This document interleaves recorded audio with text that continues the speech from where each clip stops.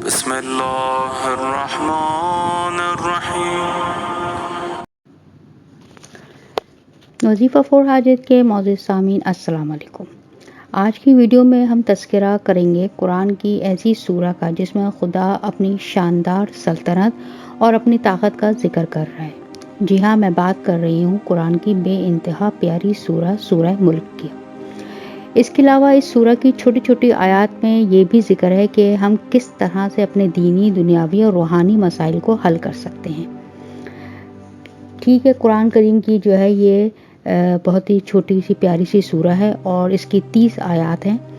اب جو آپ کو سورہ ملک کا میں 1 مہینے کا وظیفہ دینے لگی ہوں، یعنی 1 آیت اور 1 دن اس کو آپ نے اس کی تلاوت کرنی ہے۔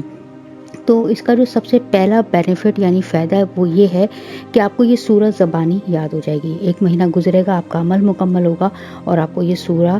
زبانی یاد ہو جائے گی، حفظ ہو جائے گی۔ پھر جو حدیث میں اس کی فضیلت کا ذکر ہے کہ جمعے کو اس کو پڑھنا چاہیے، تو وہ بآسانی آپ اس کا جو ہے ذکر اٹھتے بیٹھتے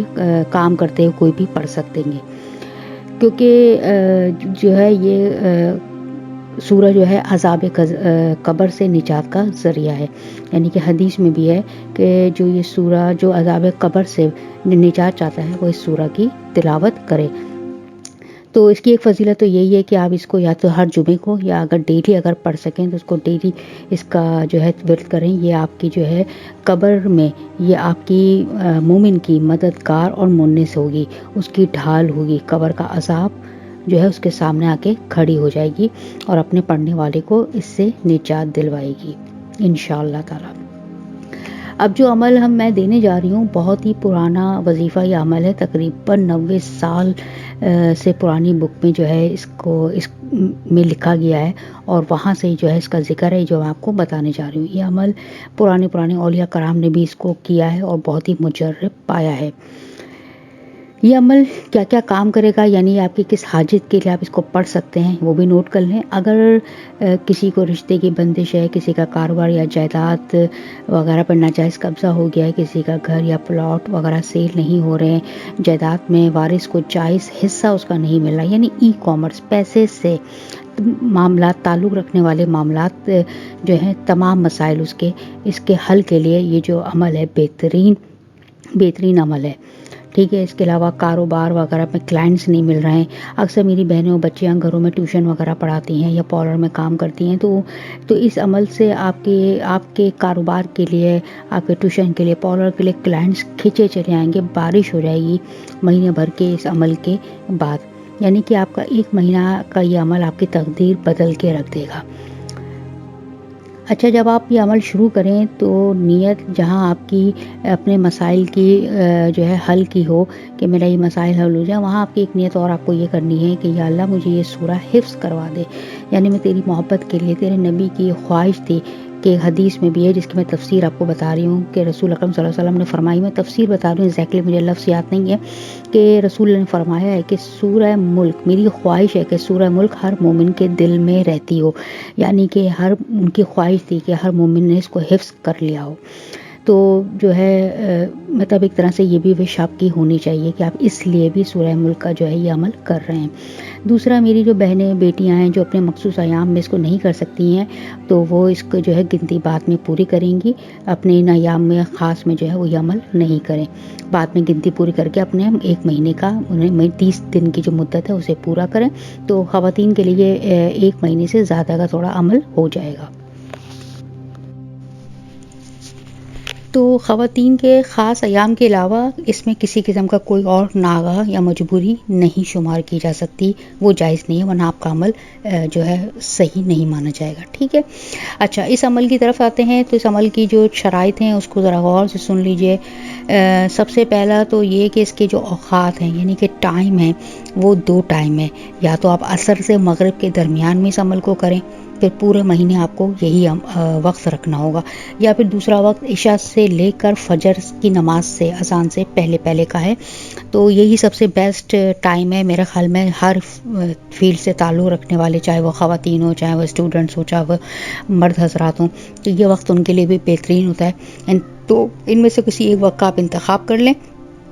اور جو وقت کا آپ نے انتخاب کیا ہے تو پورے مہینے آپ کو یہی وقت رکھنا ہوگا، یہ اس کی خاص طور سے شرط ہے،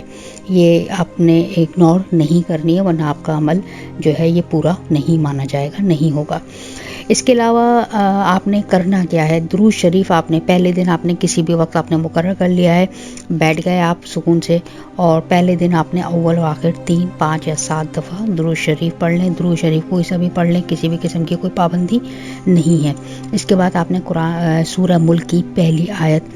یہ ہے جو آپ کی تبارک الذی بیدہ الملک وہو علی کل شیء قدیر، یہ اس کی پہلی آیت ہے، اس کی آپ نے 100 دفعہ تلاوت کری،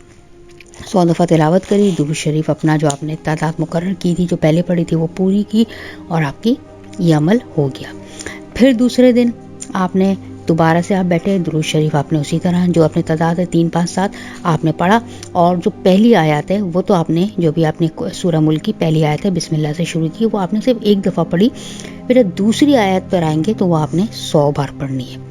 جب وہ 100 بار آپ پڑھ لیں گے دوسری آیت، کیونکہ دوسرا دن ہے تو دوسری آیت 100 بار پڑھنی ہے، اور پھر سے درود شریف پڑھ کے آپ نے عمل مکمل کرنا ہے۔ پھر تیسرے دن آپ نے بیٹھنا ہے، پھر جب تیسرے دن آپ شروع کریں گے تو پھر سے وہی آپ کا درود شریف، اور اس کے بعد آپ نے بسم اللہ کے ساتھ سورہ ملک کو پڑھنا شروع کرنا ہے۔ تو پہلی اور دوسری آیت تو آپ نے ایک ایک دفعہ پڑھنی ہے، پڑھتے ہوئے آگے نکلیں، اور جب تیسرا دن ہے تو تیسری آیت پر آپ آ گئے، جو الذی خلق الموت، شاید یہاں سے یہی آیت ہے، تو آپ نے اس کو 100 دفعہ پڑھنا ہے، اور اس کے بعد آپ نے وہی عمل ختم کر دینا ہے۔ پھر چوتھے دن آئے تو پہلی، دوسری، تیسری آیت کو آپ نے ایسی روانی سے پڑھ لینا ہے ایک ہی دفعہ میں، اور چوتھی آیت کو جو آپ نے پڑھنا ہے وہ 100 دفعہ پڑھنا ہے۔ اسی طرح سے آپ کو یہ عمل رکھنا ہے، یعنی یہ کرتے کرتے کرتے جب آپ 30ویں دن آئیں گے،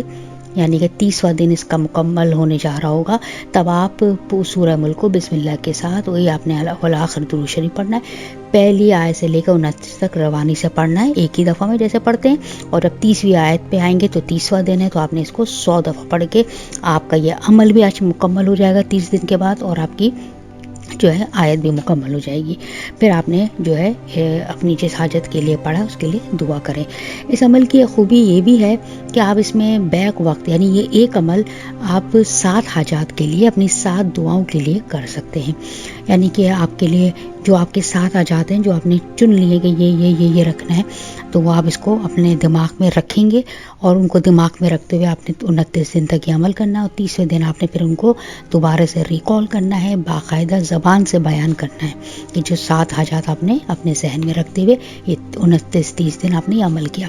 خاص طور سے کورٹ کے کیسز وغیرہ کے لیے، نوکری ملنے کے لیے جو ہے یہ عمل بہترین مانا جاتا ہے، اتنا تیز اور پاورفل عمل ہے یہ ان چیزوں کے لیے، خاص طور سے کہ آپ حیران رہ جائیں گے۔ ٹھیک ہے، اچھا چوتھی اس میں ایک جو امپورٹنٹ چیز ہے وہ جو میں آپ کو بتانے جا رہی ہوں وہ یہ ہے کہ اس عمل کو آپ نے نئے چاند، یعنی نیا جو اسلامک مہینہ شروع ہوتا ہے اس میں کرنا ہے، یعنی کہ بالکل بیچ کے مہینوں سے سٹارٹ نہیں کرنا ہے، اسلامک مہینے کی بات کر رہی ہوں۔ اور اگر نوچندی جمعرات آپ کو مل جائے تو بہترین ہے، اس میں آپ یہ عمل کر لیں، لیکن اگر نوچندی جمعرات نہیں مل رہی ہے اور چاند کی اچھے خاصا ڈیٹ نکل جائیں گے آگے، تو آپ پہلی تاریخ سے ہی اسٹارٹ کر لیجئے، کوئی خاص مسئلہ نہیں ہے۔ ٹھیک ہے، کیونکہ کہتے ہیں کہ جو یہ چاند کی جو تاریخیں ہوتی ہیں، جو ان کے وظائف کے جو اوقات ہوتے ہیں، اور یہ جو دن مقرر کیے جاتے ہیں، عملیات و وظائف کی کامیابی میں اہم کردار ادا کرتے ہیں، بہت مین فیکٹر ہوتے ہیں، تو ان کا ذرا خاص طور سے ان کا جو چناؤ ہے صحیح طریقے سے سوچ سمجھ کے کرنا چاہیے۔ امید کرتی ہوں کہ آپ کو ویڈیو پسند آئی ہوگی، اس کی جو باریکیاں ہیں، جو شرائط ہیں، جس طرح سے سمجھایا گیا آپ کو صحیح طرح سے سمجھ آ گیا ہوگا۔ اگر نہیں کوئی بات سمجھ میں آئی تو کمنٹ میں آپ مجھ سے ضرور پوچھ سکتے ہیں، لائک ضرور کر دیجیے گا۔ اگلی ویڈیو تک کے لیے اجازت دیجیے مجھے، اللہ حافظ۔